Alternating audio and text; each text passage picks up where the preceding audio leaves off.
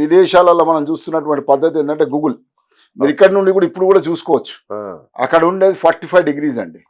So ఆ 45 విదిక్కు సంబంధించిన అన్నిటికీ సేమ్ కాదండి. విదిక్కుకు ఎంట్రన్స్ మారిపోతే విదిక్కు అంటే తూర్పులో ఉండదండి. తూర్పు ఏమో ఎక్కడ తిరిగింది. ఇప్పుడు ఏంటంటే మనం భూమి మన రోడ్ల ప్రకారం మన బిల్డింగ్స్ కట్టుకున్నాం అందరం. ఇప్పుడు మీ బిల్డింగ్ కట్టినా ఆఫీసు కట్టినా అది ఎక్కడైనా భారతదేశం కానీ విదేశాలు ఎక్కడైనా కానీ రోడ్ ఎలా అయితే ఫామ్ చేసినారో ఆ రోడ్కి అనుకూలంగా మనం బిల్డింగ్స్ కట్టుకున్నాం అందరం. అంతే. అది నాంపల్లి రోడ్డును అనుకూలంగా వేసుకుని అన్ని లేఅవుట్స్ అయిపోయినాయి, అందరూ బిల్డింగ్ కట్టేసుకున్నారు. కానీ అక్కడికి వచ్చేసరికి అంటే తూర్పు కాదు, ఉదయించే సూర్యుడు ఈశాన్యంలో వస్తుంది, అస్తమించే సూర్యుడు నైరుతిలో వస్తారు వాళ్ళకి. ఓకే.